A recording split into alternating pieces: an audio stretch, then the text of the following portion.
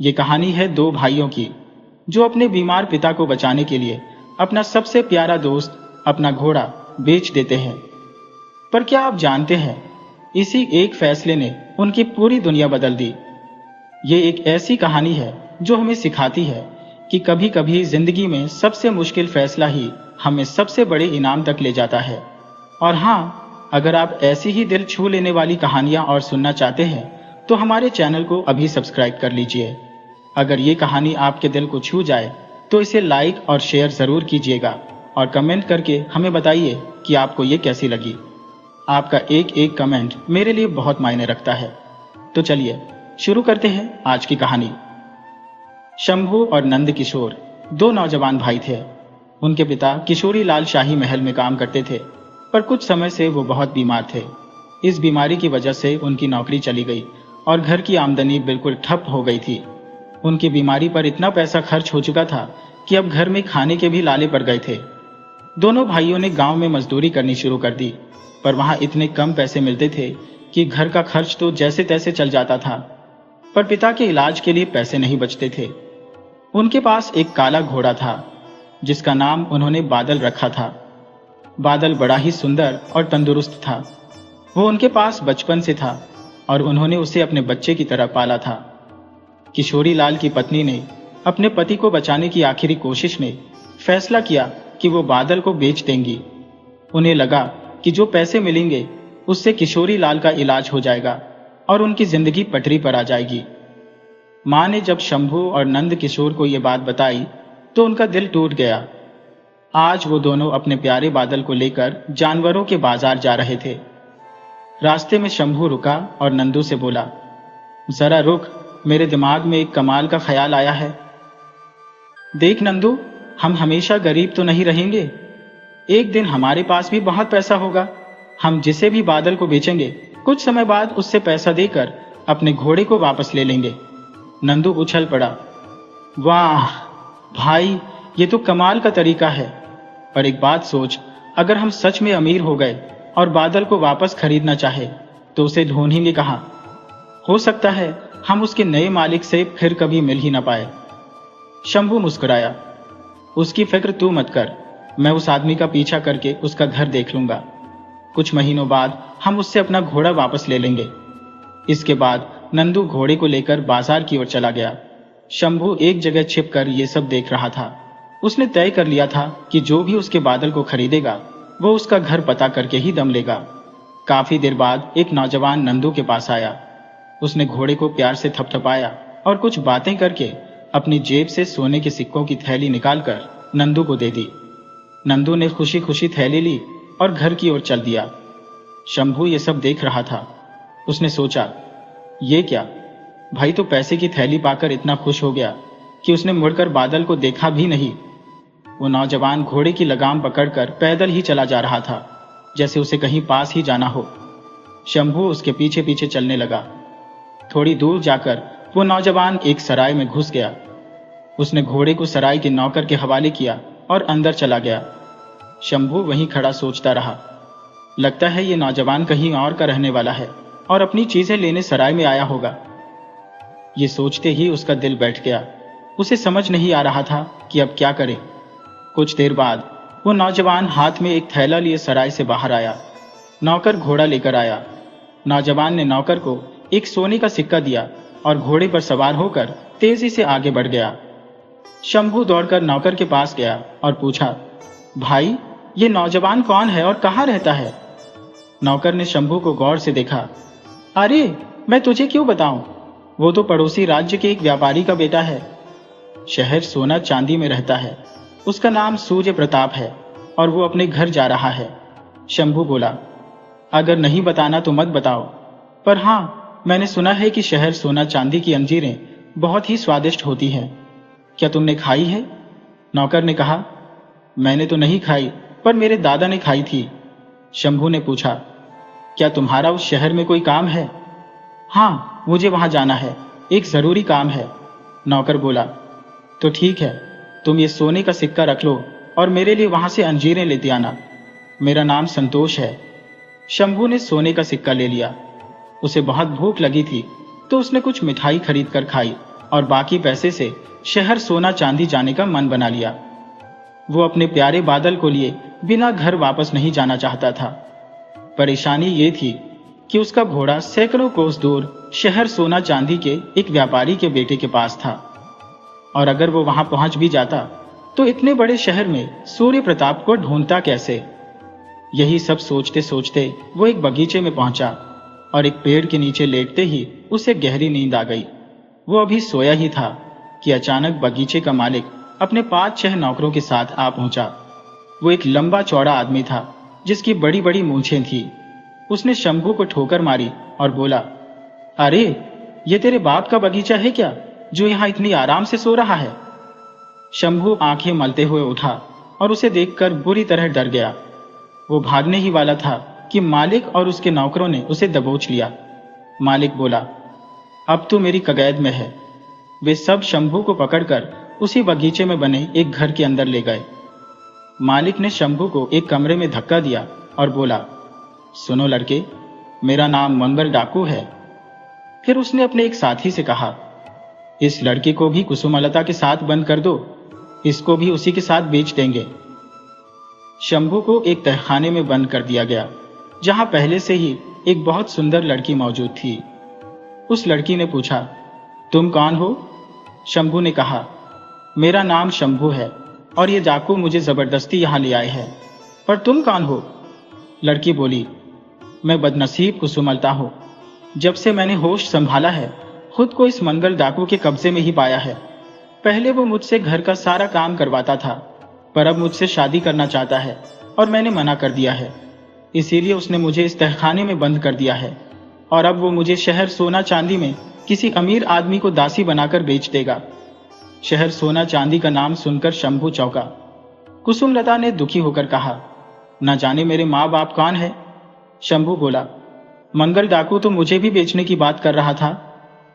कुसुमलता बोली, अगर उसने तुम्हें मेरे साथ बेच दिया तो तुम कभी अपने घर का मुंह नहीं देख पाओगे। शंभू ने कहा, शहर सोना चांदी जाने की तो मेरी बहुत इच्छा है। कुसुमलता बोली, तुम वहां जाकर क्या करोगे? शंभू मुस्कुराया, क्योंकि वहां मेरा दोस्त, मेरा घोड़ा बादल है। फिर शंभू ने अपनी पूरी कहानी कुसुमलता को बताई। सब सुनकर कुसुमलता ने कहा, तुम्हारी कहानी तो बहुत ही अजीब है। लगता है तुम अपने घोड़े बादल से बहुत प्यार करते हो। अगले दिन सुबह डाकू के एक साथी ने उन्हें खाने के लिए खाना दिया। थोड़ी देर बाद मंगल डाकू तहखाने में आया और कुसुमलता से कहने लगा, कुसुमलता, मैं तुम्हें कितनी बार कह चुका हूं कि तुम मुझसे शादी कर लो। देखो मेरे पास कितनी दौलत है, लोग मेरे नाम से कांपते हैं। कुसुमलता ने कहा, मंगल सिंह, तुमने बचपन में ही मुझे मेरे माँ बाप से अलग कर दिया था। ऐसे इंसान से मैं शादी कैसे कर सकती हूँ? मंगल बोला, तो कभी भी अपने माँ बाप से नहीं मिल पाएगी। मैंने तुझे एक काफिले को लूटते समय एक बूढ़े आदमी से छीना था। वो बूढ़ा आदमी ही तेरा बाप होगा और अब तक तो वो मर भी चुका होगा। ये सुनकर कुसुमलता की आंखों में आंसू आ गए। डाकू मंगल ने आखिरी बार पूछा, क्या तू मुझसे शादी करेगी या नहीं? अगर करेगी तो तेरी जिंदगी राजकुमारियों से कम नहीं होगी, वरना मैं तुझे किसी अमीर आदमी की नौकरानी बनाकर बेच दूंगा। कुसुमलता बोली, मुझे उसकी परवाह नहीं है। यह तो अच्छा ही होगा कि मुझे तुम जैसे जालिम से छुटकारा मिल जाएगा। ये सुनकर मंगल डाकू गुस्से में पैर पटकता हुआ चला गया। थोड़ी देर बाद वो फिर वापस आया और उसके साथ एक और आदमी था। मंगल ने अपने साथी से कहा, नूरा, तू इस लड़की को अपने साथ ले जा और शहर सोना चांदी में बेच दे। इसे ऐसे अमीर आदमी के पास बेचना जो इसे दासी बनाकर रखे और दिन रात काम करवाए। नूरा ने पूछा, और इस लड़के का क्या करना है उस्ताद? करना क्या है, इसे भी बेच देना, कुछ पैसे तो इसके भी मिल ही जाएंगे। इसके बाद कुसुमलता और शंभू को एक बग्घी में बिठाया गया। नूरा भी उनके साथ था। शाम होते होते वे शहर सोना चांदी पहुंच गए। शहर बहुत सुंदर और खुशहाल था। वहां पहुंचकर बग्घी एक जगह रुकी। नूरा के साथ साथ कुसुमलता और शंभू भी नीचे उतरे और वे गुलामों के बाजार की तरफ चलने लगे। कुसुमलता बहुत सुंदर थी, इसलिए नूरा को पता था कि इस लड़की के लिए कोई भी 50 सोने के सिक्के तो दे ही देगा। उन्हें मंडी में ले जाया गया जहां गुलामों की बोलियां लग रही थी। नूरा भी उन्हें लेकर एक जगह खड़ा हो गया। वही एक बूढ़ा आदमी एक और अमीर आदमी से बात कर रहा था। अचानक वो अमीर आदमी नूरा के पास आया और पूछा, इस लड़की की क्या कीमत है? नूरा ने कहा, ऐसी नौकरानी आपको कहीं नहीं मिलेगी। ये लड़की खाना बनाने से लेकर सिलाई करने तक सब काम जानती है। उस बूढ़े आदमी ने सोचा और बोला, 1 लाख सोने के सिक्कों के बारे में तुम्हारा क्या ख्याल है? 1 लाख सिक्के सुनकर तो नूरा के होश उड़ गए। वो तुरंत बोला, मुझे मंजूर है। उस बूढ़े आदमी ने 1 लाख सोने के सिक्के नूरा को दे दिए। इतने सारे सिक्के पाकर नूरा हैरान था। उसने खुद को संभाला और कहा, इस लड़के को भी आप मेरी तरफ से तोहफे के रूप में ले जाइए। ये भी आपके घर के छोटे मोटे काम कर दिया करेगा।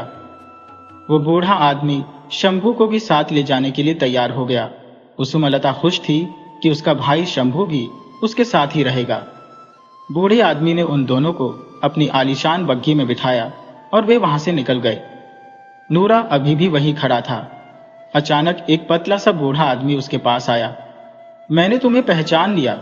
आज से 20 साल पहले तुम लोगों ने एक काफिले को लूटा था और तुम्हारे सरदार ने मेरी गोद से एक बच्ची को छीन लिया था। नूरा घबरा गया। तुम्हें शायद कोई गलतफहमी हुई है। बूढ़ा बोला, डरो मत, मैं तुम्हें सिपाहियों के हवाले नहीं करूंगा। मुझे बस इतना जानना है कि अभी तुमने जिस लड़की को बेचा है, क्या वो वही लड़की थी? नूरा ने हाँ में सिर हिला दिया। दूसरी तरफ वो बग्घी एक शानदार हवेली के सामने रुकी। बूढ़े रईस के साथ कुसुमलता और शंभू अंदर गए। उन्हें एक कमरे में बिठाया गया। कुसुमलता ने उस आदमी से कहा, हुजूर, आपने मुझे खरीदने के लिए 1 लाख सोने के सिक्के दिए हैं। मैं आपके घर का सारा काम दिल लगाकर करूंगी। वो आदमी बोला, बेटी, तुम गलत समझ रही हो। मैंने तुम्हें दासी बनाने के लिए नहीं खरीदा। मैं तो तुम्हें अपने बेटे की दुल्हन बनाना चाहता हूँ। मेरे बेटे का नाम सूर्य प्रताप है। सूर्य प्रताप का नाम सुनते ही शंभू चौंक गया। क्या? छोटे मालिक का नाम सूर्य प्रताप है? क्या उनके पास एक काला घोड़ा भी है? उस आदमी ने पूछा, क्यों, क्या तुम मेरे बेटे को जानते हो? शंभू ने कहा, उन्हें मैं जानता तो नहीं, पर उनके घोड़े को जरूर जानता हूं। उसका नाम बादल है और वो पहले हमारा ही घोड़ा था। इसके बाद कुसुमलता ने शंभू की सारी कहानी उस अमीर आदमी को सुना दी। सब जानने के बाद वो आदमी बोला, शंभू, तुम्हारी कहानी बहुत दिलचस्प है। मेरा बेटा अभी बाहर गया है। जब वो आएगा तो मैं तुम्हें बादल से मिलवा दूंगा और उसे तुम्हारे हवाले भी कर दूंगा। उसके बाद तुम अपने घर चले जाना। कुसुमलता उस रईस के इतने अच्छे बर्ताव से बहुत खुश हुई। उस आदमी ने कहा, बेटी, अब तुम दोनों जाकर आराम करो। कुसुमलता ने कहा, आपने मुझे बेटी कहा है तो अब आपके घर का सारा काम मैं ही करूंगी। और वो खाना बनाने चली गई। शंभू उस आदमी से बातें करने लगा। बूढ़ी ने बताया कि उसका नाम केदारचंद है और उसने अपना सारा कारोबार अपने बेटे सूर्य प्रताप को सौंप दिया है। कुछ देर बाद केदारचंद का बेटा सूर्य प्रताप भी वहां आ गया। सूर्य प्रताप कुसुमलता की खूबसूरती देखकर हैरान रह गया। कुसुमलता को भी सूर्य प्रताप बहुत पसंद आया। जब सूर्य प्रताप के पिता ने बताया कि उसकी शादी कुसुमलता से होगी तो उसकी खुशी का ठिकाना न रहा। रात में खाना खाने के बाद सूर्य प्रताप और कुसुमलता बातें करने लगे। कुसुमलता ने सूर्य प्रताप को अपनी सारी कहानी बताई। सूर्य प्रताप दुखी होकर बोला, काश मैं तुम्हारे माँ बाप को ढूंढ पाता। कुसुमलता बोली, मुझे लगता है कि मेरे पिता वही थे जिनकी गोद से मुझे मनबर डाकू ने छीना था। फिर सूर्य प्रताप को शंभू की कहानी भी पता चली। उसने शंभू से कहा, मेरा घोड़ा बीमार होकर मर चुका था, इसीलिए मैंने नया घोड़ा खरीदा था। पर तुम चिंता मत करो, तुम्हारा बादल तुम्हें मिल जाएगा और मैं खुद तुम्हें घर छोड़कर आऊंगा। उन डाकुओं को भी मैं गिरफ्तार करवाऊंगा। बातचीत में ही काफी रात हो गई और वे सब सो गए। उधर मंगल डाकू के साथी नूरा से जिस बूढ़ी की मुलाकात हुई थी वो एक सेठ के यहाँ नौकर था। उसका नाम रोशन था। उस बूढ़ी को अब पक्का यकीन हो गया था कि डाकू ने जिस लड़की को उसकी गोद से छीना था वो यही कुसुमलता थी।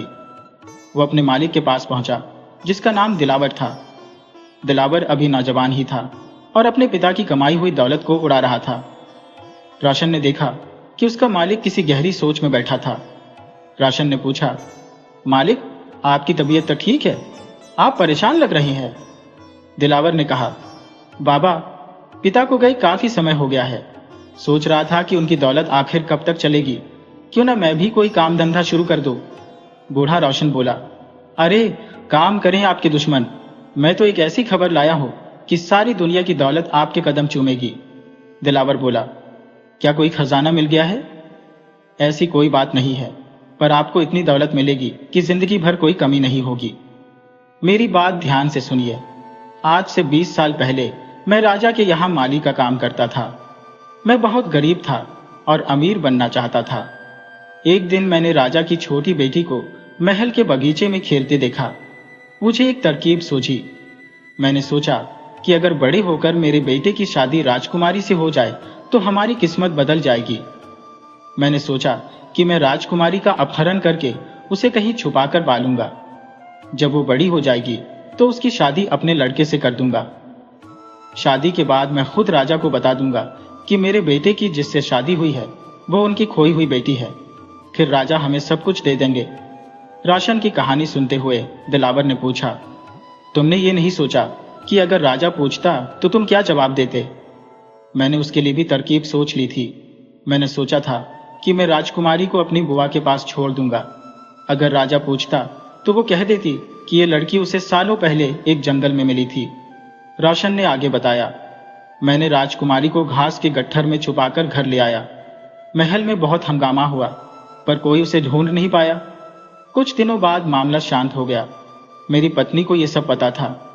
एक दिन मैंने नौकरी छोड़ दी और राजकुमारी को अपनी बुआ के घर ले जाने के लिए तैयार हो गया। मैंने राजकुमारी को घोड़ा गाड़ी में छुपाया। मुझे याद आया कि दूध तो मैं घर पर ही भूल गया। मैं वापस घर गया तो देखा कि घर खाली था। मैं रसोई में गया, दूध लिया और थोड़ा खाना खाया। जब मैं जाने लगा तो देखा कि तहखाने का दरवाजा खुला पड़ा था। मैं गुस्सा हुआ क्योंकि सारा कीमती सामान तहखाने में ही रखता था। मैंने पत्नी को बुरा भला कहते हुए दरवाजा बंद किया, ताला लगाया और चाबी कमरे में रखकर चला गया। 1 घंटा बाद मैं व्यापारियों के एक काफिले से मिला। हम सब दोपहर का खाना खाने के लिए रुके कि डाकुओं ने हमला कर दिया। मैं राजकुमारी को गोद में लेकर भागा, पर उन्होंने मुझे पकड़ लिया। डाकू सरदार ने मेरी गोद से बच्ची को छीन लिया और बोला, बड़ी होकर हमारा काम करेगी। मेरे सारे सपने टूट गए। दिलावर ने बेचैनी से पूछा, राजकुमारी अभी डाकुओं के पास ही है? बूढ़े रोशन ने कहा, मैं बस यही बताने जा रहा हूं।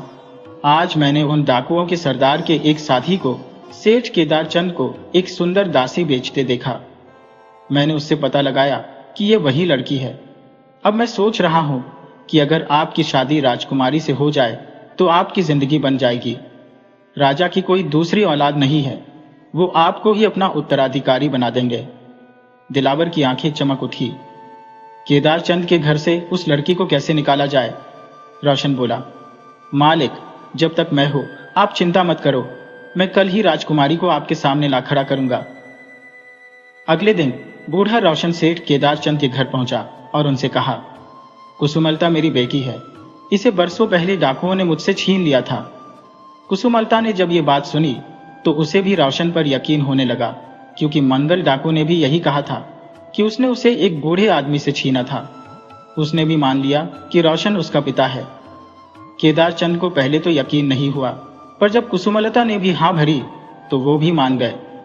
शंभू को बूढ़े रोशन पर कुछ शक हो रहा था, पर उसने अपने शक को छुपाते हुए कहा, बाबा, बेशक कुसुमलता आपकी बेटी है, पर आप इसे कल ले जाइएगा, क्योंकि आज शाम हम कुसुमलता के साथ बिताना चाहते हैं।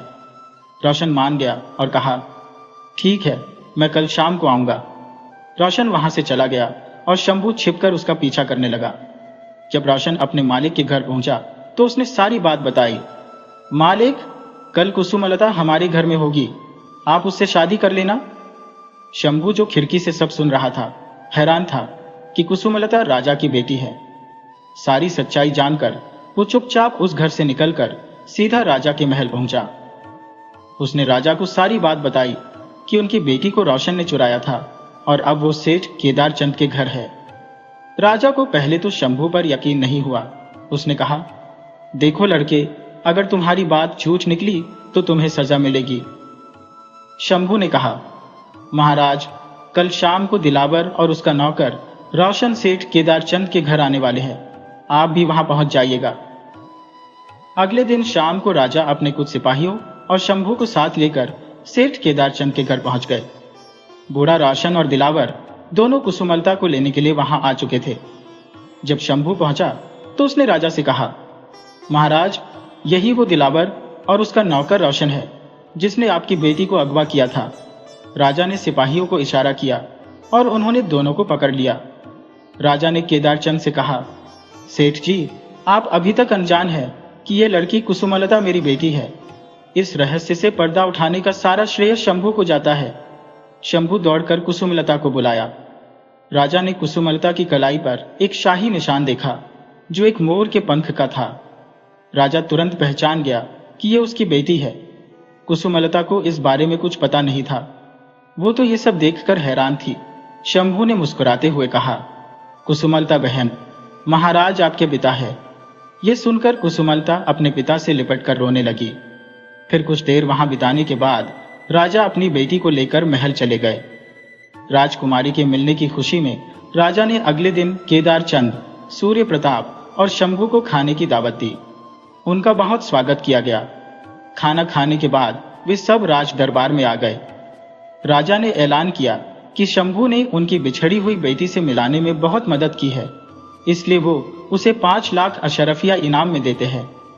राजा ने केदारचंद से कहा, आपने मेरी बेटी को इसलिए खरीदा था कि आप उसे अपने बेटी की दुल्हन बना सके। हम आपकी ये इच्छा जरूर पूरी करेंगे। राजकुमारी और सूर्य प्रताप की शादी बहुत जल्दी तय हो गई। 1 हफ्ते के अंदर अंदर दोनों की शादी हो गई। अब शंभू को अपने घर की याद सताने लगी। सूर्य प्रताप उसे अपने साथ उसके घर की तरफ लेकर रवाना हो गया। शंभू का घोड़ा बादल भी उसके साथ था। राजा से इनाम में मिली अशरफिया हाथियों और घोड़ों पर लादी गई थी और एक बड़ा सा काफिला उनके साथ चल रहा था। जब वे शंभू के घर पहुंचे तो उसके माता पिता उसे देखकर बहुत खुश हुए। शंभू ने सारी कहानी बताई और 5 लाख अशरफिया देखकर सबकी आंखें खुली रह गई। इस दौरान शंभू के पिता भी अब स्वस्थ हो चुके थे। सूर्य प्रताप ने शंभू से कहा, अब जब हम यहाँ आ ही गए हैं तो क्यों न मंगर डाकू का हिसाब भी बराबर कर दिया जाए। सूर्य प्रताप सैनिकों की एक बड़ी टुकड़ी लेकर शंभू के साथ डाकुओं के ठिकाने पर हमला बोल देता है। डाकू अचानक हुए इस हमले से संभल नहीं पाए और सभी डाकुओं को गिरफ्तार करके कारागार में डाल दिया गया। इसके बाद सूर्य प्रताप अपने सैनिकों के साथ वापस अपने शहर लौट गया। शंभू अपने साथ शहर सोना चांदी से अंजीर से भरा एक थैला भी लेकर आया था। वो अपने घोड़े पर सवार हुआ और सराय के पास पहुंचा। उसने दरवाजा खटखटाया तो वही नौकर संतोष बाहर आया। शंभू ने उसे वो थैला सौंपते हुए कहा, ये लो भाई, अपनी अंजीरें। संतोष ने कहा, अरे तुम तो बड़े ईमानदार निकले। मुझे लगा था कि तुम मेरा सोने का सिक्का लेकर चंपत हो चुके होंगे। शंभू वहां ज्यादा देर नहीं रुका और अपने घर लौट आया।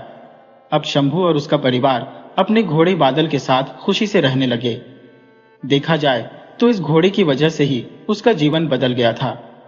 शंभू का जब मन करता तो वो अपनी बहन राजकुमारी कुसुमलता से मिलने चला जाता। इस कहानी से हमें एक बात सीखने को मिलती है कि किस्मत से मिली दौलत से कहीं बढ़कर इंसानियत और ईमानदारी होती है। शंभू ने अपनी ईमानदारी और समझदारी से न सिर्फ अपने परिवार की जिंदगी बदली, बल्कि एक राजकुमारी को उसके परिवार से मिलाया और अपने सच्चे दोस्त को भी वापस पा लिया। ये कहानी अगर आपके दिल को छू गई हो तो इसे लाइक और शेयर जरूर कीजिएगा और हाँ, हमारे चैनल को सब्सक्राइब करना मत भूलिएगा। अगली कहानी में आपसे फिर मिलेंगे।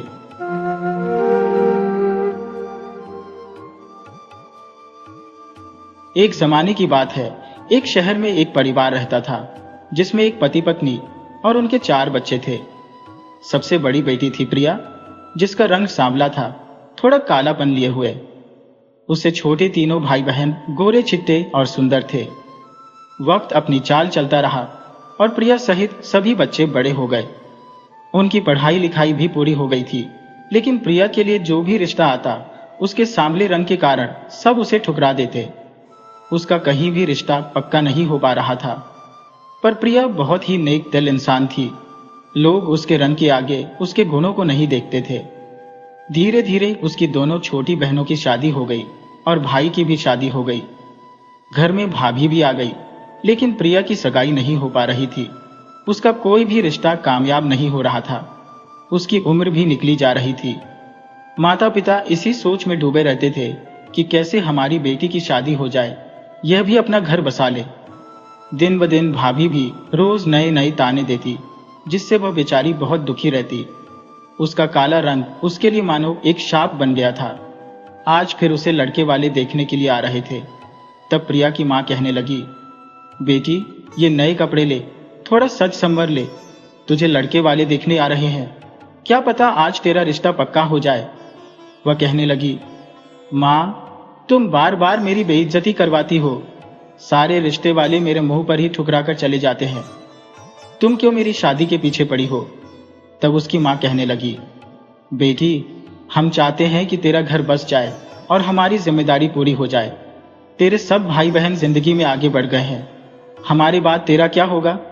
हमारे सामने तेरी भाभी तुझे इतना भला बुरा कहती है, लेकिन हम चुप रहते हैं, हम कुछ नहीं कह सकते क्योंकि हम मजबूर हैं। अब प्रिया बेमन से तैयार हो गई और चाय की थाली जिसमें नाश्ता वगैरह था लेकर मेहमानों के कमरे में गई। वहां लड़का लड़के के माता पिता बैठे थे।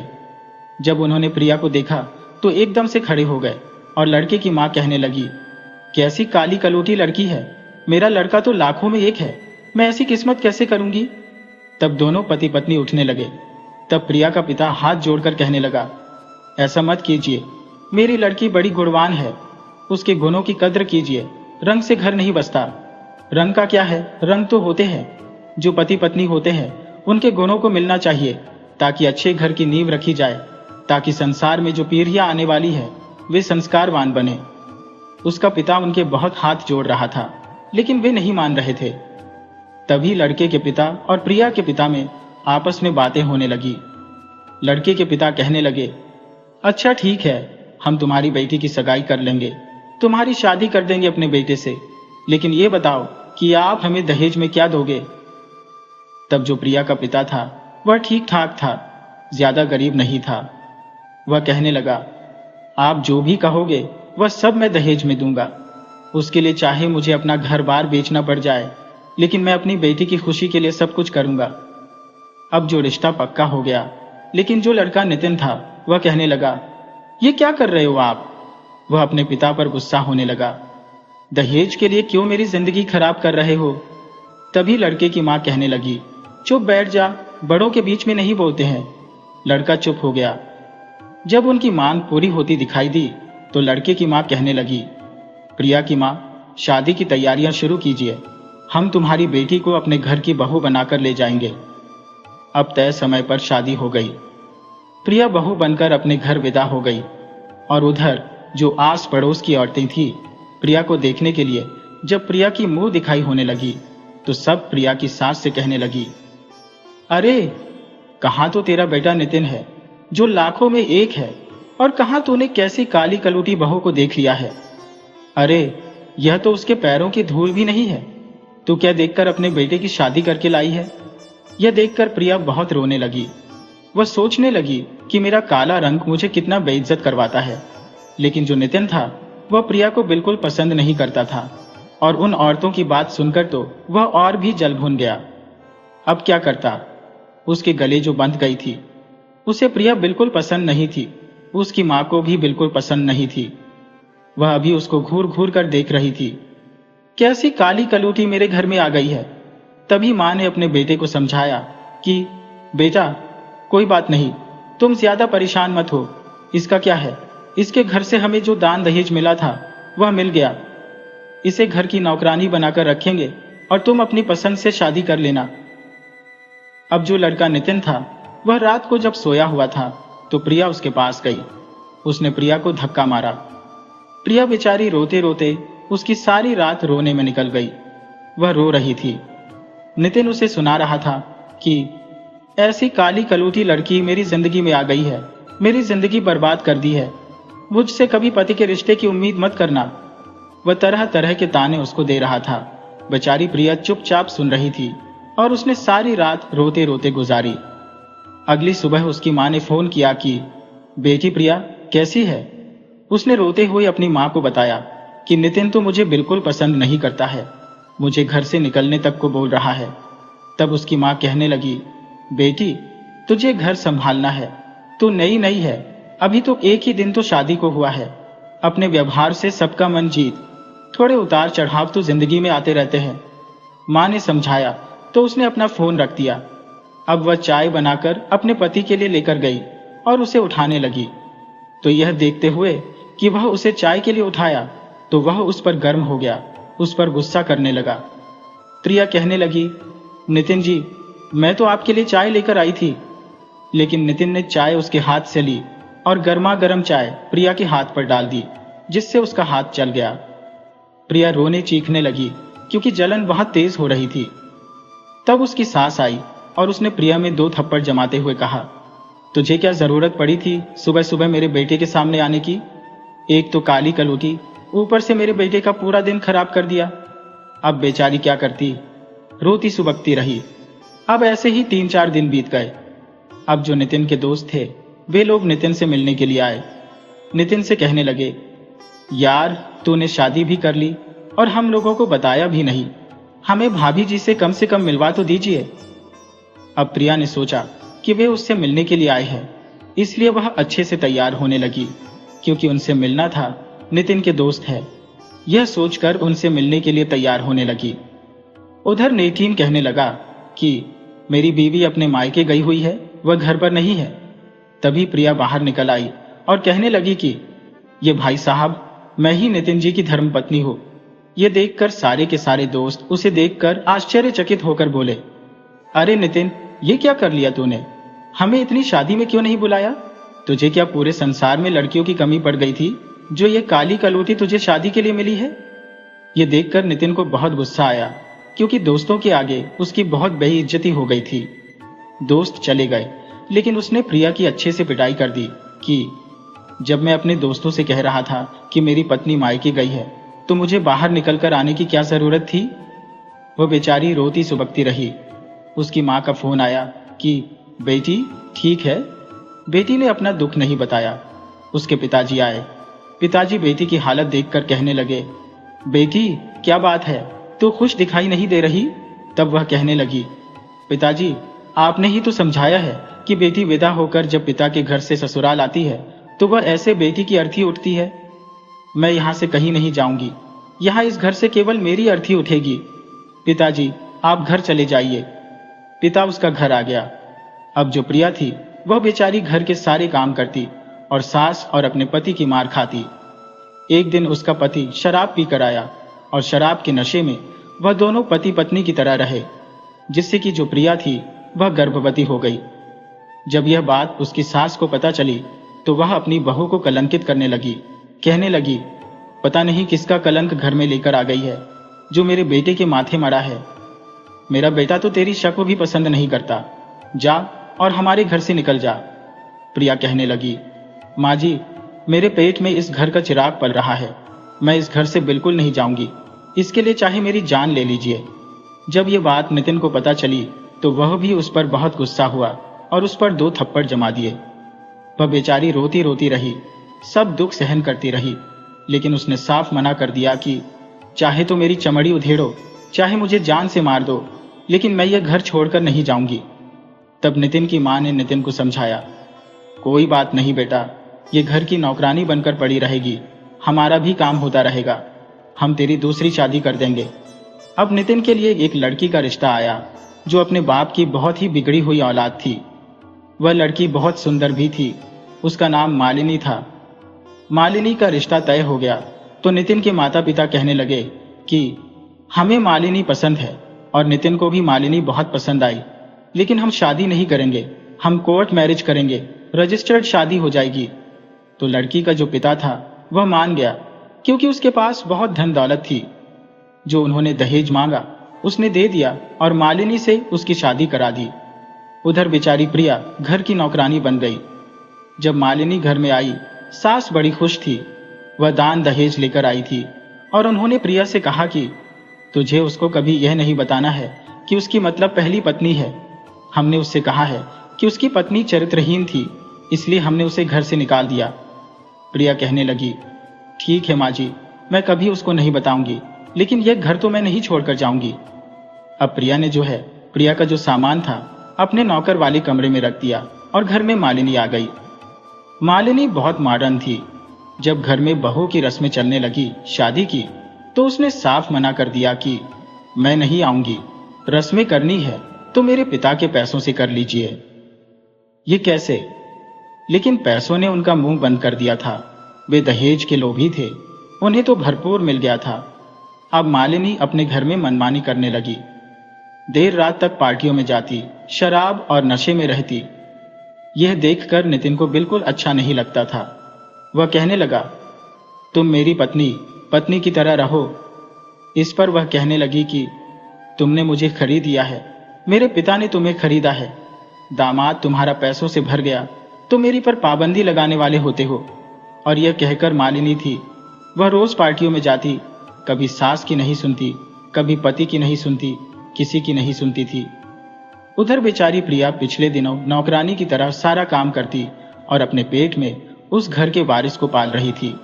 वह सारे काम करती, उसमें भी बहुत खुश थी, लेकिन मालिनी को पति के साथ देखकर उसे बिल्कुल अच्छा नहीं लगता था। एक दिन वह मालिनी को कॉफी दे रही थी कि मालिनी ने उसे डांट दिया और कहने लगी, मैडम बोला करो और नौकरानी होकर मेरा नाम लेती हो। उसे सिर पर चढ़ा दिया है। तब से वह उसको मैडम कहने लगी। अब जो ऐसे ही दिन बीत रहे थे, सास कहने लगी, बहू, आज तक तुमने शादी के बाद घर में कुछ नहीं बनाया, कम से कम आज कुछ मीठा बनाकर यह रस्म तो पूरी कर दो, काफी दिन बीत गए हैं। तब मालिनी कहने लगी, माँ जी, जो पैसे मिले हैं ना, उनसे ही बनाकर खा लीजिए, घर में नौकरानी है। अगर आप कहती तो मैं अपने मायके से एक नौकरानी और लेकर आ जाती, वह तुम्हारा खाना बनाती। मैं तो तुम्हें खाना बनाने वाली लग रही हूँ? मेरे पिता ने तुम्हारा मुंह बंद कर दिया है, पैसे चाहिए, मुझसे खाना बनवाना है। इस बीच सास देखती रह गई और उसे एक दिन सास को बहुत तेज बुखार हुआ, उल्टी हो रही थी, चक्कर आ रहे थे। तभी प्रिया ने देखा कि मेरी सास की तबीयत खराब है। वह काम धंधा छोड़कर अपनी सास के पास पहुंची और सास के लिए दवाई लेकर आई।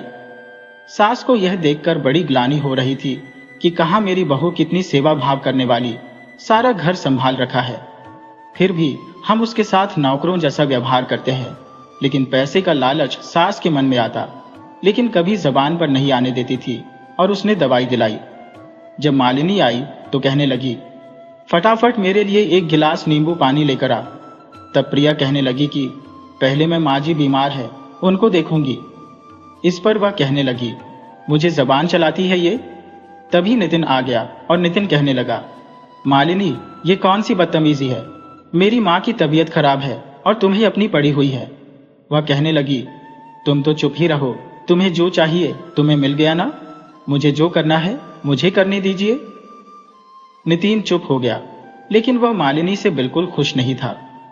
वह कहीं न कहीं अब प्रिया को तलाशने लगा। उसे प्रिया की अच्छाइयां नजर आने लगी। सास को भी प्रिया की अच्छाइयां नजर आ रही थी। तभी प्रिया ने जो अपने पति के साथ अपने सास ससुर को रहने के लिए कहते, लेकिन वह हिम्मत नहीं कर पा रहे थे कि मालिनी के होते हुए प्रिया को कैसे रख सकते हैं। अब आगे पीछे जब भी टाइम मिलता, समय मिलता, मौका मिलता, तभी नितिन प्रिया से बातें करने की कोशिश करता। प्रिया उसी से खुश हो जाती। एक दिन प्रिया के साथ नितिन को बात करते हुए मालिनी ने देख लिया। मालिनी ने तुरंत पुलिस को बुला दिया और कहा कि इन्हें गिरफ्तार कर लीजिए, ये एक पत्नी के होते हुए दूसरे रिश्ते दिल रखते हैं। पुलिस आ गई। लड़की का पिता आ गया। उसने कहा कि मैंने इनको मांगा था, ये दिया, फिर भी ये लोग सही नहीं है। वह कहने लगा, नितिन कहने लगा, मालिनी, मैंने तुमसे शादी करके अपने जीवन की सबसे बड़ी भूल की है। मेरी पत्नी तो यह प्रिया है, जो एक रंग के कारण मैंने इसे इतना दुत्कारा, पीजा, घर निकालने की कोशिश की, अपने अंश को अपना अंश नहीं कहा, फिर भी यह मेरे घर को संभालने में लगी हुई है, मेरे घर से बाहर नहीं गई। मैं तो पति होकर तुझे इतना प्यार कर रहा था और ससुर ने भी तुझे हाथों पर रखा, कोई रोक टोक नहीं थी मालिनी, लेकिन तूने तो हमें जूते की ठोकर पर रखा। मालिनी कहने लगी, तो वह इसी लायक तुम तो दहेज के लोभी हो। तुमने पहली बहू की कद्र नहीं की और मुझसे शादी कर ली। इसके खिलाफ केस बनता है, इन्हें गिरफ्तार कीजिए। पुलिस आगे उसका पिता कहने लगा, इसको गिरफ्तार कर लीजिए, इन्होंने मेरी बेटी के साथ धोखा किया है। तभी मालिनी खिलखिलाकर हंसने लगी और कहने लगी, वाह, मान गए भैया तेरे को तो, कितनी पति धर्म निभाने वाली, और यह तेरी कद्र नहीं समझे। अब प्रिया की आंखें फटी की फटी रह गई। प्रिया कहने लगी कि तुम ऐसा क्यों बोल रही हो? तो वह कहने लगी, ये मेरे पिता नहीं है, ये मेरे वकील है, और तू भूल गई मैं तेरी बचपन की सहेली हूं। वह कहने लगी, जब ये बच्चे तुझे काली कहते थे तब भी मैं बच्चों को डांट देती थी, किसी की हिम्मत नहीं थी तुझे काली कहे। अब मैं जब अमेरिका से लौटी तो तेरी शादी हो चुकी थी। जिस दिन मैं घर गई, क्योंकि मैं इतने सालों बाद आई थी, बचपन से जवान हो गई हो, तो मुझे कोई नहीं पहचान पा रहा था। वैसे भी मेरे पास कोई कमी नहीं है। जब मैं अपनी बचपन की सहेली से मिलने के लिए गई तो तेरे माता पिता बड़े उदास थे, बड़े दुखी हो रहे थे तेरे लिए। जो उन्होंने मुझे पूरी बात बताई है तो हमने मिलकर ही यह नाटक किया। जो मेरी शादी हुई है वह फर्जी शादी है, तेरे पति के साथ मेरा कोई संबंध नहीं है। ये सब तो मैंने इन्हें सबक सिखाने के लिए किया है। हमारी कोई रजिस्टर्ड शादी नहीं हुई। ये मेरे पिता नहीं, मेरे वकील हैं। अब तो जो नितिन और उसकी माँ थे वे खड़े खड़े हैरान रह गए और देखने लगे। वे अपनी बहू से माफी मांगने लगे, कहने लगे कि बहू हमें माफ कर दे। दहेज में हम इतने लोभी हो गए कि तेरे गुणों को, तेरे रंग के पीछे तेरे गुणों को पहचान नहीं पा रहे थे। उस सुंदरता का क्या करें जिसमें कोई गुण ना हो, और उस गुण का क्या करें जो सुंदर ना हो। यानी सुंदरता होना जरूरी नहीं है, गुण होना जरूरी है। सुंदरता से घर नहीं बसते, गुणों से घर बसते हैं। रंग तो दो ही है, काला या गोरा। अगर आदमी काला है तो उसको दुत्कारिए मत, उसके गुणों की परख कीजिए, क्योंकि जो हीरा होता है कोयले में ही निकलता है, कोयले की खानों में ही मिलते हैं। और असली हीरा क्या है, कौन है, यह तो जौहरी पहचान सकता है। इसलिए हमने कोयले को पकड़ा और हीरे को छोड़ दिया। अब सास ससुर को अपनी करनी पर पछतावा हो रहा था। पति को भी बहुत पछतावा था, लेकिन जब उन्हें पता चला कि यह फर्जी शादी थी तो उन्होंने अपनी बहू से माफी मांगी, और पति ने भी अपनी पत्नी को अपने गले लगा लिया और उससे माफी मांगी। कहने लगा कि सच में तुम ही मेरी जीवन संगिनी हो। ऐसी जीवन संगिनी पाकर तो मैं धन्य हो गया। दोस्तों, अब प्रिया अपने सास ससुर और पति के साथ सुख से रहने लगी। अगर आपको हमारी कहानी पसंद आई हो तो कृपया KTV स्टोरी को लाइक करें, सब्सक्राइब करें और शेयर करें। राधे राधे जी।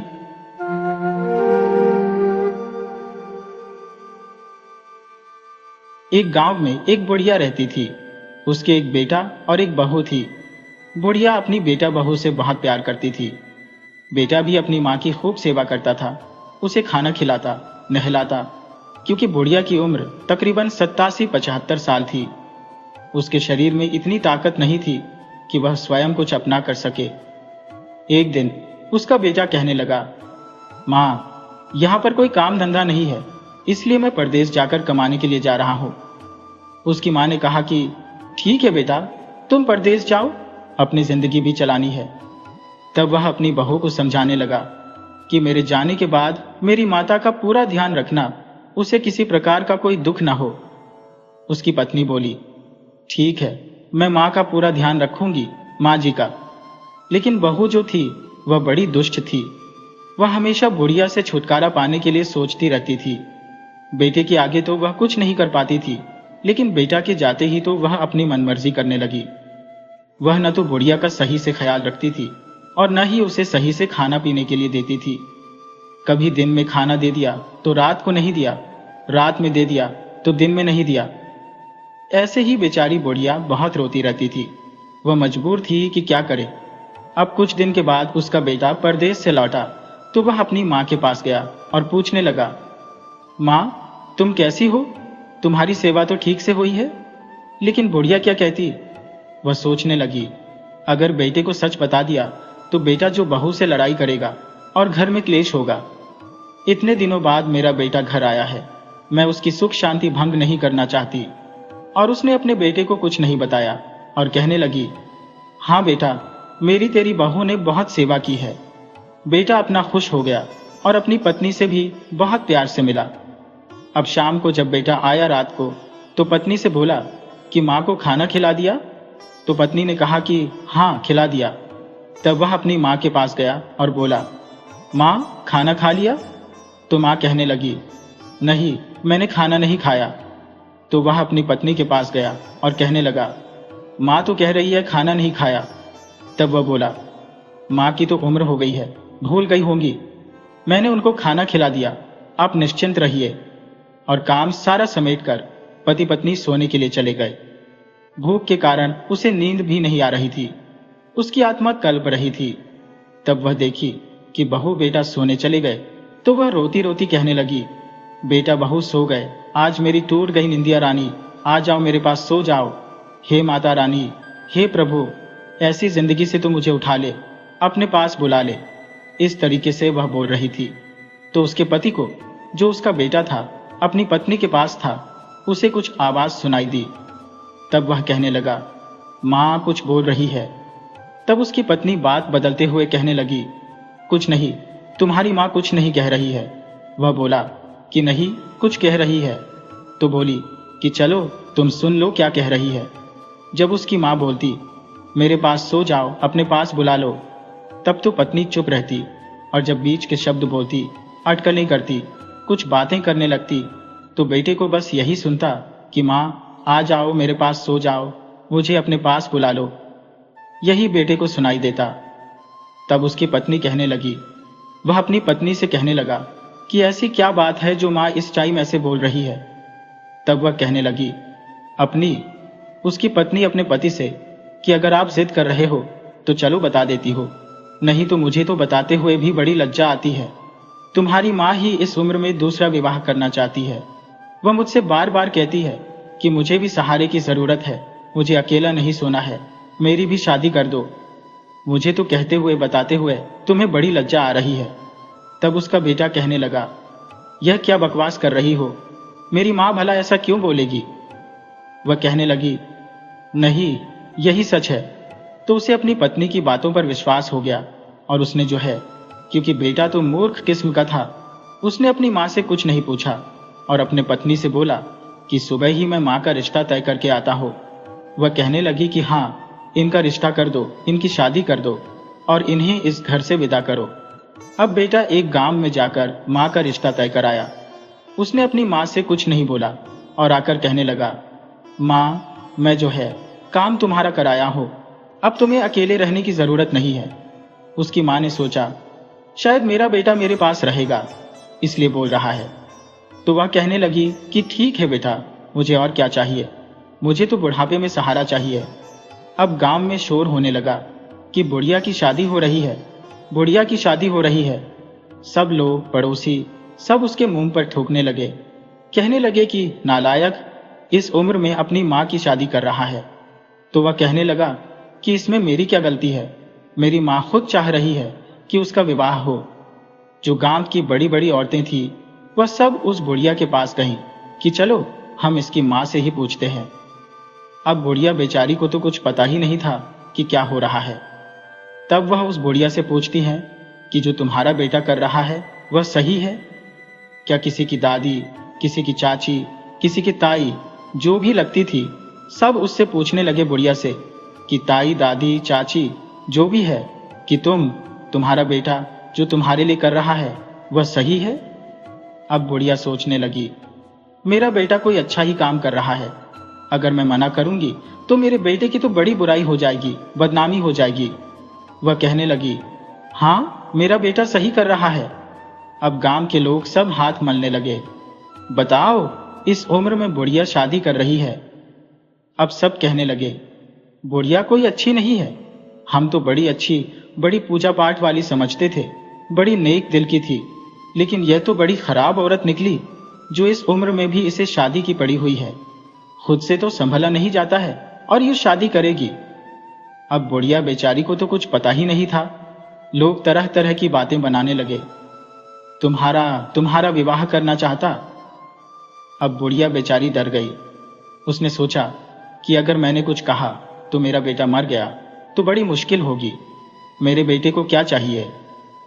अब रोने लगी, भगवान से प्रार्थना करने लगी, हे माता रानी, धरती फट जाए, मैं इसमें समा जाऊं। ये मेरे साथ क्या अनर्थ हो रहा है। मैंने कभी किसी का बुरा नहीं किया। मैंने कभी अपनी जिंदगी में कभी किसी का यह नहीं चाहा कि इसका साथ कोई गलत हो, लेकिन आज मेरे साथ ही यह क्यों गलत हो रहा है। मुझे ऐसे कौन से कर्म की सजा मिल रही है। लेकिन बेचारी बुढ़िया क्या करती, चुपचाप बैठ गई। उसका बेटा आया और शादी हो गई और बुढ़िया की विदाई होने लगी तो बहू बुढ़िया से कहती है, अगर अपना भला और हमारा भला चाहती हो तो इस घर में कभी मत आना और यहां से चली जाओ। अब तुम्हारी शादी हो गई है। बेचारी बुढ़िया रोती हुई डोली में बैठ गई। जो कहार थे वह डोली उठाकर चल दिए। चलते चलते शाम हो गई, अंधेरा छा गया। पड़ोस में ही एक गांव था, उस गांव में रुक गए। एक परिवार ने उन्हें जगह दे दी कि रात रात आप यहां रुक जाइए, सुबह चले जाना। पहले लोग तो ऐसे ही रुकते थे आसपास में, सबके साथ यही होता है। कोई ऐसा साधन नहीं था सवारी का। घर में रुक गए। रात भर बुढ़िया रोने लगी और अपने बेटे को याद कर कर के सोचने लगी कि मेरे कौन से कर्म की सजा मुझे मिली है, जो एक बेटी माँ को अपने बेटे से अलग होना पड़ गया। मैंने तो जीवन जिंदगी के इस पड़ाव में कभी सोचा नहीं था कि मैं अपने बेटे से अलग हो जाऊंगी। अब वह तरह तरह से माता रानी से प्रार्थना करने लगी। तभी सूप और झाड़ू आपस में बातें कर रहे थे। बर्तन भी उनके साथ बोल रहा था। कह रहे थे कि जो यह घर की मालकिन है, इसके पास लक्ष्मी कहां से ठहरे। ये कभी हमारी कदर नहीं करती है। देखो, बर्तन कहने लगे, देखो मैं चारों तरफ बिखरा पड़ा हूं। झाड़ू कहने लगी कि ठंड में हमें बाहर फेंक देती है, हम बाहर पड़े रहते हैं। सूप भी कहने लगा कि ठंड का टाइम हम बाहर पड़े रहते, कोई ऐसा नहीं है जो हमें उठाकर अंदर रख दे। अगर हमें कोई उठाकर अंदर रख देगा तो हम उसे सुंदर कर देंगे। ये सुनकर बुढ़िया तुरंत झाड़ू, सूप और बर्तन को सलीके से उठाकर अंदर रख देती है। यह देखकर बुढ़िया हैरान रह गई कि यह क्या चमत्कार हो गया। बर्तन भी कहने लगे कि मैं भी इसके साथ जाऊंगा। अब जो घर की लक्ष्मी थी वह बुढ़िया के साथ चल दी। अगले दिन सुबह हुई तो कहार विदा करने के लिए बोले, तो बुढ़िया जब डोली में बैठी तो कहार देखकर हैरान रह गए कि वह जिसे लेकर आई थे वह तो 87 साल की बुढ़िया थी और यह तो 16 साल की लड़की है। बुढ़िया माँ से कुछ नहीं बोले और चुपचाप डोली उठाकर चल दिए। 16 साल की लड़की का यह कमाल हो गया। वह तो बुढ़िया बताकर गया था। सब लोग बोले कि चलो, यह जैसे इन्होंने किया है ठीक है, हमें क्या, हमारे घर में तो बहू आ गई और उसका घर में रहने लगी। अब उधर 7-8 दिन हो गए तो पड़ोसी जो उसके बेटे के साथ मजाक कर रहे थे, मजे ले रहे थे, कह रहे थे, अरे तेरी माँ को गए हुए 7-8 दिन हो गए, तू लेने नहीं गया। बेटा ने सोचा कि सच में लेने जाना होगा। तब वह अपनी पत्नी से कहने लगा कि मैं अपनी माँ को लेने जा रहा हूँ। उसकी पत्नी कहने लगी कि पागल हुए हो जो माँ को लेने जा रहे हो। बेटा कहने लगा कि नहीं, लेने तो जाना पड़ेगा। जब बेटा उस गांव में पहुंचा तो उसकी माँ जो 16 साल की बन गई थी, उसने देखा उसका बेटा आया है तो वह भागकर जल्दी से चढ़ उस पर चादर बिछाई और बेटे को बड़े आदर के साथ बैठाया। दौड़कर पानी लाई, अच्छा अच्छा खाना बनाया, उसे खाना खिलाया और उसे सब हाल चाल पूछा। तब वह बेटा कहने लगा कि मेरी माँ इस घर में है, मैं उसे लेने आया हूँ। तब वह कहने लगी, बेटा मैं ही तेरी माँ हूँ। तब वह लड़का हैरान रह गया और कहने लगा, क्यों मेरे साथ मजाक करती हो? मेरी माँ तो 87 साल की बूढ़ी औरत है, तुम तो 16 साल की कन्या हो। तो कहने लगे कि नहीं, मैं ही तेरी माँ। जब तूने मुझे विदा किया था तो उस समय हम घर में रुके थे और उस घर में झाड़ू, सूप, बर्तन आपस में बातें कर रहे थे कि जो भी हमें उठाकर रखेगा हम उसे सुंदर कर देंगे। मैंने वह सब चीजें सलीके से उठाकर रख दी। उन्होंने ही, उनके वरदान से ही मैं जो है 16 साल की बन गई। पूरी बात बताती है तो वह कहता है कि माँ, तूने यह सब क्यों किया? क्यों तूने समाज में मुझे बोलने के लायक नहीं रखा? क्यों तूने दूसरी शादी की? अब उसकी माँ रोने लगी और कहने लगी, तू था मथुरा, तूने मेरे से एक बार भी पूछा कि माँ बात क्या है? बेटा कहने लगा, नहीं, जब तुम कह रही थी तो मेरी पत्नी ने मुझे सारी बातें बता दी थी। तब वह कहने लगी, बेटा जब तू परदेश चला गया था तो तेरी पत्नी मेरे साथ बहुत अत्याचार करती थी, लेकिन जब तू आया तो मैंने तुझे इसलिए नहीं बताया कि कहीं तू अपनी बीवी से लड़ाई करेगा और सोचेगा मेरी माँ तो घर में क्लेश रखती है। इतने दिनों के बाद मैं आया हूँ, इसलिए यह सोचकर मैंने तुझे कुछ नहीं बताया। तेरे जाने के बाद तेरी पत्नी मुझे खाना कभी दे दिया, कभी नहीं दिया। कभी रात को खाना खिला दिया तो कभी दिन में खिला दिया। जिस दिन दिन में खिला दिया उस दिन रात को नहीं देती थी। जिस दिन रात को खिला दिया उस दिन दिन में खाना नहीं देती थी। अब मैं बूढ़ी औरत, लाचार औरत, भला मैं क्या करती? तो मैं रात को जब तू आया मेरे से पूछने लगा कि तूने खाना खा लिया माँ, उस दिन भी मैंने खाना नहीं खाया था। तेरी बीवी ने मुझे खाना नहीं दिया था। जब तेरी बीवी ने कहा कि खाना खिला दिया तो तूने मुझसे पूछा नहीं कि माँ तो मना क्यों कर रही है? तुम दोनों तो पति पत्नी सोने चले गए, लेकिन मुझे भूख के मारे नींद नहीं आ रही थी। तब मैं अपने ईश्वर से, अपने भगवान से प्रार्थना कर रही थी कि बहू बेटा तो सो गए, आज मेरी टूट गई निंदिया रानी, आ जाओ मेरे पास सो जाओ। हे प्रभु, इस मिट्टी को संभाल लो, इस मिट्टी से मुझे छुटकारा दे दो, अपने पास बुला लो। बस मैं यही प्रभु से कर रही थी, जिसे पता नहीं तूने मेरी बातों का क्या अर्थ निकाला। बेटा बहुत शर्मिंदा हुआ और अपनी माँ के पैरों में गिर गया और कहने लगा, माँ चल, तू मेरे साथ चल अभी। और अपनी माँ को लेकर वहां से चल दिया और कहने लगा कि आज के बाद मेरी माँ यहाँ नहीं आएगी। अब रास्ते में जाकर वह कहने लगा, माँ इस 16 साल की उम्र में तो मैं तुम्हें नहीं स्वीकार करता हूँ, मुझे तो अपनी पहले जैसी माँ चाहिए। अब बुढ़िया माता रानी से बहुत प्रार्थना करती है कि हे माता रानी, मुझे मेरे पहले ही रूप में दे दो। अब ईश्वर की कृपा से बुढ़िया पहले रूप में आ जाती है। अब बुढ़िया को ले जाकर बेटा अपने घर ले जाता है तो बहू देखते ही बहुत गुस्से में लाल पीली हो जाती है और कहती है, इस कुबुद्धि को ले आए, इसने तो समाज में हमारी नाक कटवा दी थी, फिर इसको लेकर आ गए। अब उसका पति उसको 2-4 चपेट रखता है बड़े जोर से कि नालायक औरत, तूने मेरी माँ के साथ इतना अत्याचार किया और अब बोलती है कि इसने नाक कटवा रखी है। बहू भी जो है समझ गई और माफी मांगी, और उसने अपनी सास से और अपने पति से माफी मांगी, और अब तीनों माँ बेटा पति पत्नी खुशी से रहने लगे।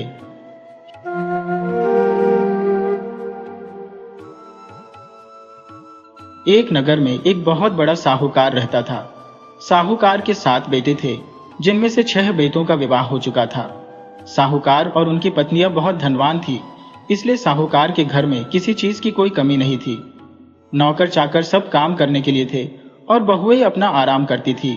सिर्फ एक खाना बनाने के लिए भी वे छाहों आपस में लड़ती झगड़ती थी। अब साहूकार का 7वां बेटा भी शादी के योग्य हो गया था। तब साहूकार ने अपने बेटे के लिए एक गरीब घर की लड़की पसंद की, जो कि बहुत ही संस्कारी थी। उसका बचपन ही संस्कारों में पला बड़ा था, क्योंकि उसके मायके वाले, उसकी माँ और पिता बहुत संस्कारवान थे, बहुत पूजा पाठ किया करते थे। तो यही संस्कार उस बहू में भी आ गए जो उनकी बेटी थी। अब साहूकार के 7वें बेटे की भी शादी हो गई।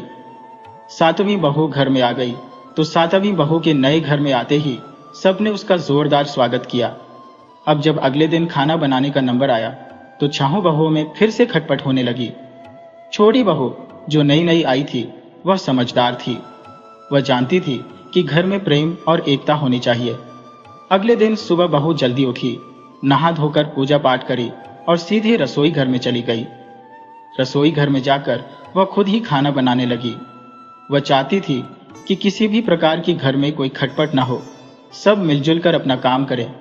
देवरानी जेठानियों में किसी प्रकार का कोई भी मतभेद न हो, और अपना काम स्वयं करना भी चाहिए, क्योंकि इससे हमारा शारीरिक स्वास्थ्य भी बढ़िया रहता है और किसी प्रकार की बीमारी नहीं होती और शरीर में चुस्ती फुर्ती बनी रहती है।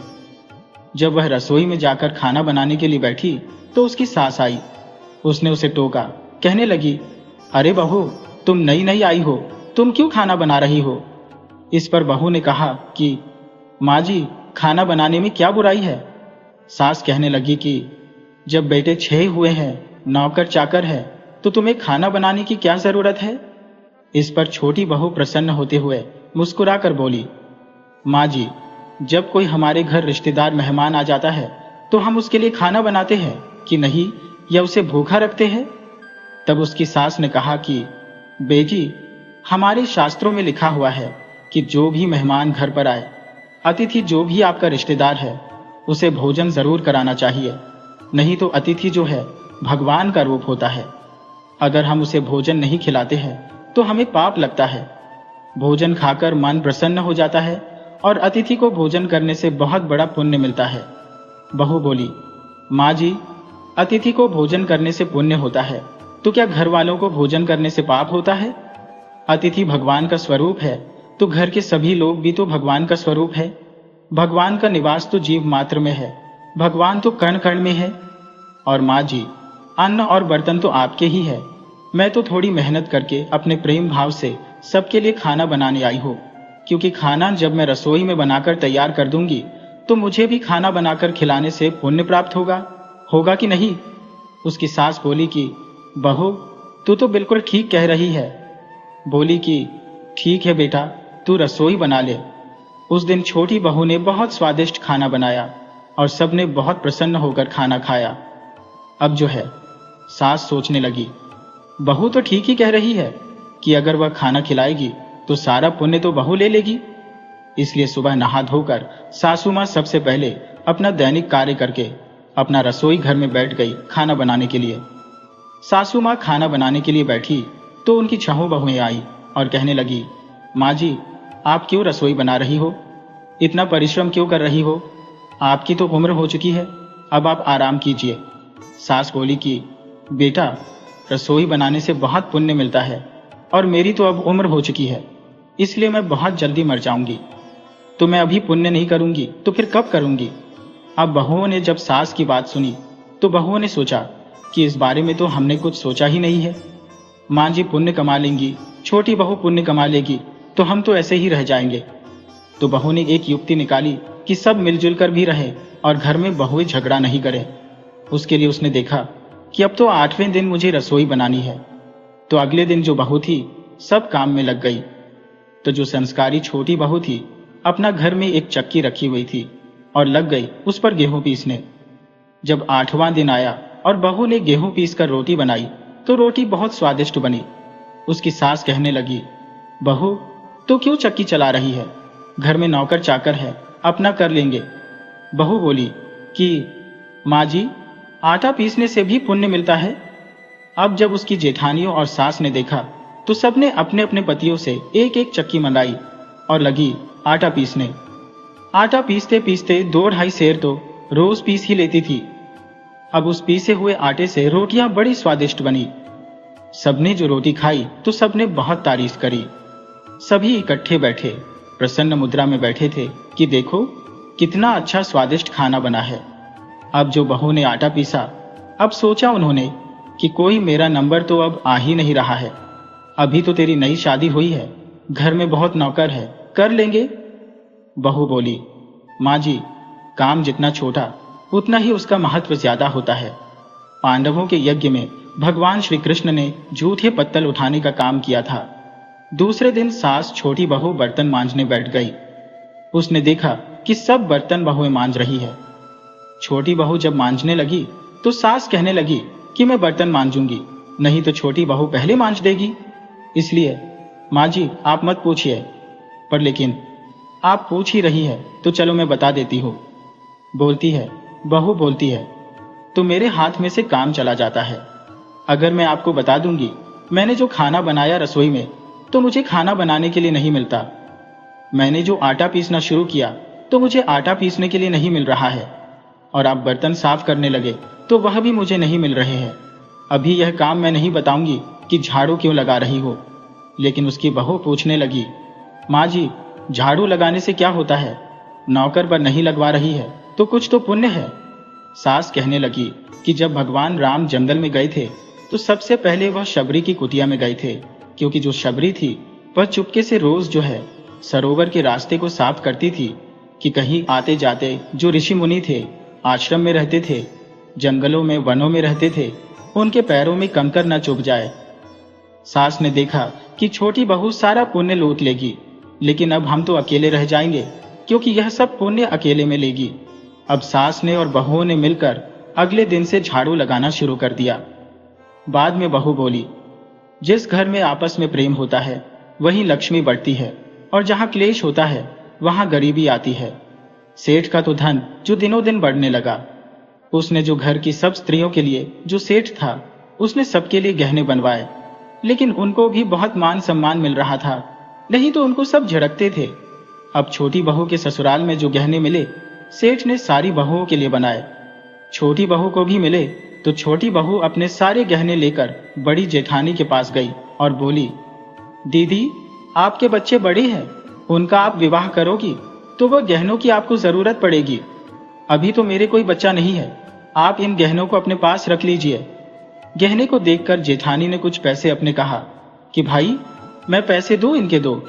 कहने लगी, नहीं, आप मेरी जेठानी हो, बड़ी दीदी हो, अगर आपके बच्चे शादी लायक हैं तो पहले आप कर लीजिए, आपको ज्यादा जरूरत है। मेरे तो अभी बच्चे भी नहीं हुए, जब मुझे जरूरत होगी तो आप मेरी मदद कर देना। पहले तो जो उसे कुछ दान पुण्य करता था साहूकार, तो जो साहूकार ने बहुत टोकती थी कि सारा धन ऐसे लुटाने पर लगे रहते हो, कभी कुछ कभी कुछ। तो अब जो साहूकार ने कहने लगी सेठ से कि नौकरों को भी कुछ दान पुण्य कर दिया करो, यही उम्र है, अगर आगे कुछ हो गया तो यह पुण्य हमारे हाथ से चला जाएगा। अब जो सेठ अपने दान पुण्य करने लगे तो सेठानी भी कहती कि यह भी दान कर दो, यह भी कर दो, अकेले संघर्ष करके क्या फायदा। त्योहार मनाने लगी। पहले तो ननदों को, जो अपने को भूलती नहीं थी शैतानी, अब तो बहू की देखा देखी अपनी ननदों को बुलाने लगी, भांजे देवताओं को बुलाने लगी, सबका लेन देन करने लगी। अब तो सेठ बहुत प्रसन्न हुआ कि उनकी बहनों का भी मान सम्मान घर में होने लगा है। तो पहले तो जो है नौकरों से भी लड़ पड़ती थी, लेकिन अब तो खुद अपने हाथों से ही उन्हें वस्तुएं देने लगी कि ले जाओ, ये तुम्हारे काम आएंगी। और आस पड़ोस के लोग भी जो उनसे सीखने लगे, तो आस पड़ोस के लोग भी बहू की, छोटी बहू की बहुत तारीफ करते कि किसने अपने घर को तो स्वर्ग ही बना दिया है। वे लोग भी पूजा पाठ और वह सब करने लगे। उनके घर की मिसाल दी जाने लगी कि देखो, 7 बहुएं अभी घर में रहेंगे तो लड़ाई झगड़े होते थे, लेकिन जब से छोटी बहू आई है, साक्षात लक्ष्मी आई है, अब उसकी चारों तरफ वाहवाही होने लगी। अब उसके घर में तो बहुत सुधार हुआ। अब जो है उनका घर खुशहाल हो गया। छोटी बहू ने बड़े सूझबूझ से काम लिया, तो आपस में भाईचारा जो उनका बना रहा और सब मिलजुल कर रहने लगे।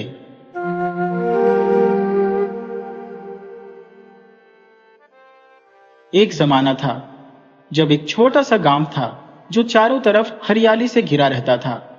उसी गांव में एक सेठ और सेठानी रहते थे। उनका घर गांव में सबसे बड़ा था और वे लोग काफी दौलतमंद थे।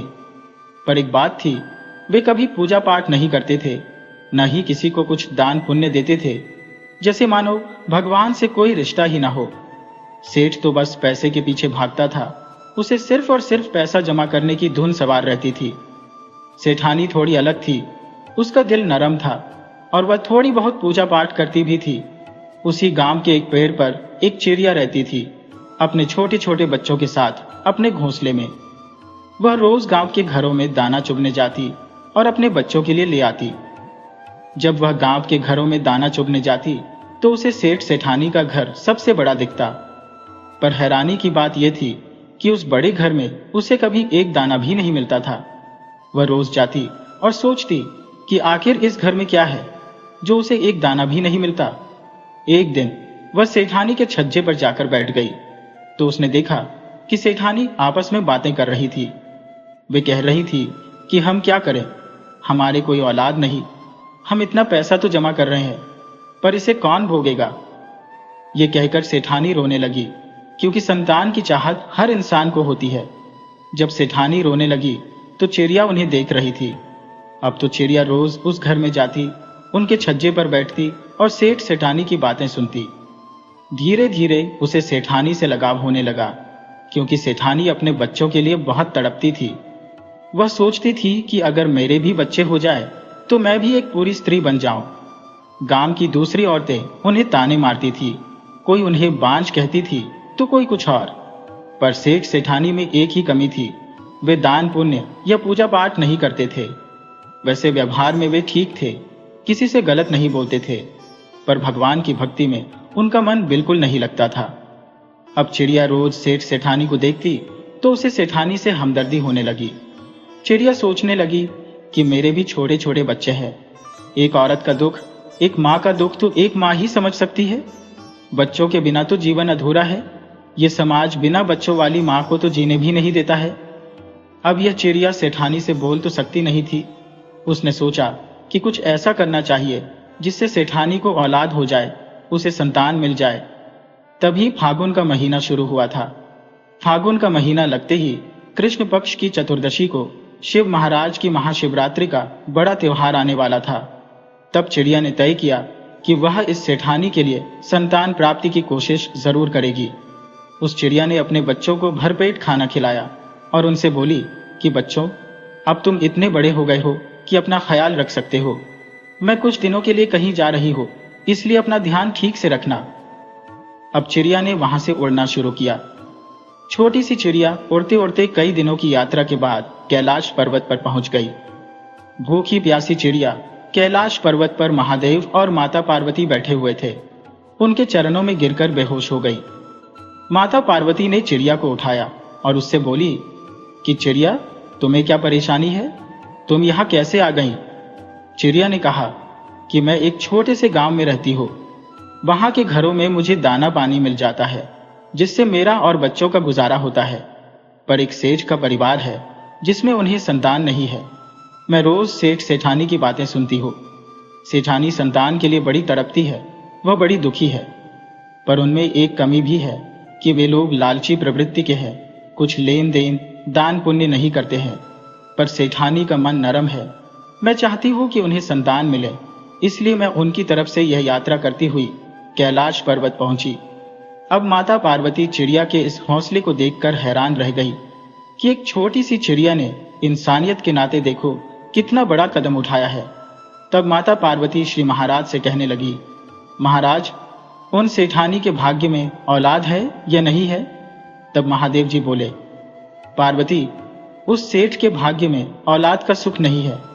एक तो उसको संतान का योग नहीं है, दूसरा वह भगवान की भक्ति से दूर रहते हैं और न ही कोई दान पुण्य करते हैं, न ही संतों की सेवा करते हैं, न ही कोई व्रत त्योहार करते हैं, इसीलिए उनके संतान नहीं है।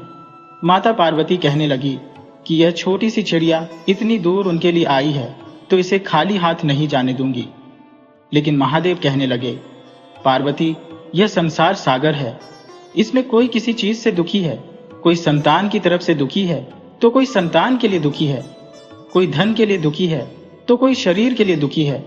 इस संसार सागर में कोई ना कोई परेशानी किसी न किसी को लगी रहती है। तुम किस किस का दुख दूर करोगी?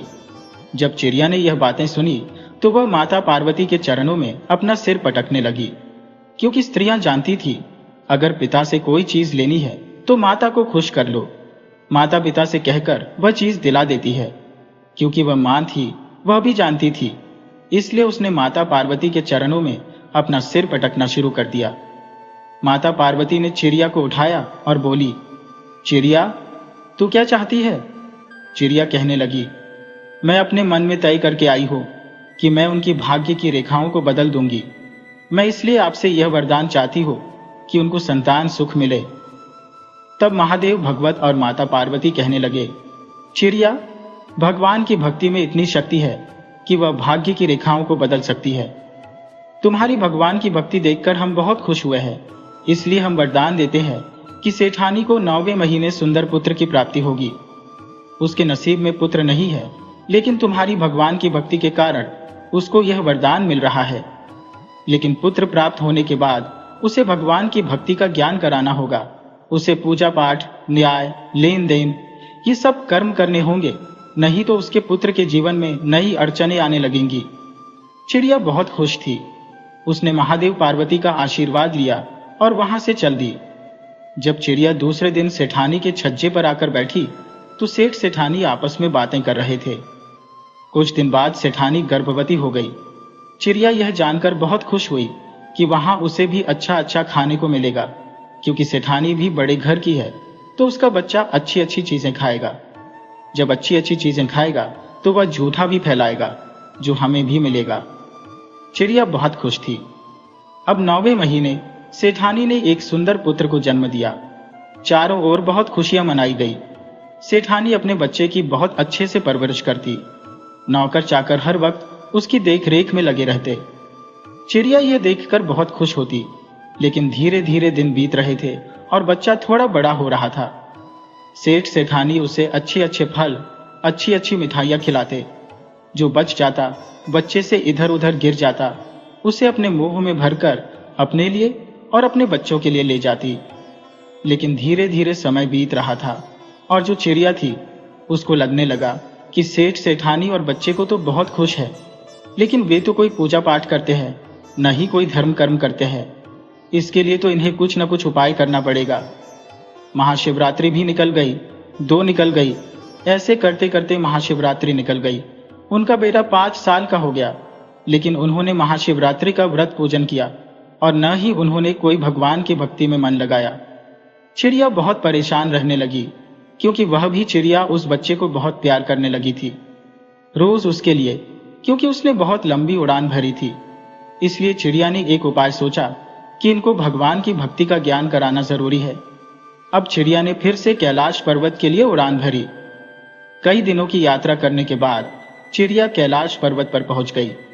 चिड़िया को देखकर माता पार्वती ने कहा कि चिड़िया, अब क्या परेशानी है? अब तो सेठ सेठानी को संतान सुख मिल गया है। अब चिड़िया हाथ जोड़कर महादेव और माता पार्वती से प्रार्थना करने लगी और कहने लगी, हे माता, मेरी एक समस्या है। मैंने आपसे कहा था कि जब सेठानी को पुत्र प्राप्त हो जाएगा तो उन्हें इस चीज का ज्ञान कराऊंगी कि पूजा पाठ करें, भगवान की भक्ति करें। लेकिन मैं इसमें सफल नहीं हो पाई हो, क्योंकि मैं बोल नहीं सकती और वे मेरी भाषा समझ नहीं सकते हैं। हे माता, इसके लिए आपको मेरी सहायता करनी होगी। तब माता पार्वती महादेव से कहने लगी, चिड़िया की बात तो ठीक है, लेकिन उन्हें इस चीज का ज्ञान कौन कराएगा? तब चिड़िया कहने लगी, माता, आप और प्रभु दोनों प्रत्यक्ष रूप से उन्हें जाकर इस चीज का ज्ञान कराओ कि वे अपने जीवन में कितनी बड़ी गलती कर रहे हैं। तब चिड़िया की बात मानकर माता पार्वती और भगवान शिव शंकर ने एक साधु और सन्यासिनी का रूप बनाया। साधु और सन्यासिनी का वेश बनाकर दोनों सेठ सेठानी के घर पहुंचे और वहां जाकर उन्होंने भोजन करने की इच्छा जताई। सेठ ने तो 1-2 बार मुंह चढ़ाया, लेकिन सेठानी का पता नहीं कैसे हृदय परिवर्तन हुआ।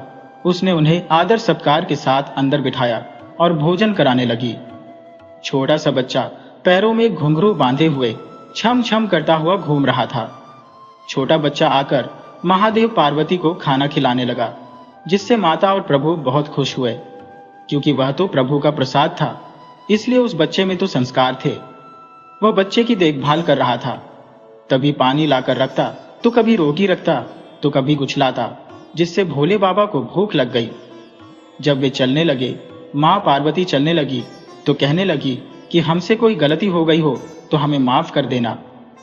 इस पर माँ पार्वती कहने लगी कि गलती तो तुम बहुत बड़ी कर रहे हो, जिसका खामियाजा तुम्हारे पुत्र को भुगतना पड़ सकता है। सेठानी घबरा गई। कितने दिनों के बाद तो उन्हें पुत्र प्राप्त हुआ था। वह अपने पुत्र के जीवन पर कोई संकट नहीं देखना चाहती थी, इसलिए वे बोली, हाथ जोड़कर प्रार्थना करने लगी कि हे साधु बाबा, हे सन्यासी माता, हमें बताइए कि हम क्या करें। तब जो साधु बने महादेव कहने लगे, तुम क्या समझते हो कि तुम्हारे नसीब में पुत्र था? यह तो एक चिड़िया की भक्ति और उसके सच्चे मन का प्रसाद है जो तुम्हें मिला है, और चिड़िया ने तुम्हें संतान सुख दिलाया है। लेकिन वह तुम्हें भगवान की भक्ति के प्रति लगाव नहीं लगा सकी। तुम्हें भगवान की भक्ति नहीं है, तो तुम आज से भगवान की भक्ति करो, दान पुण्य करो, जो हो सके उतना दान पुण्य करो।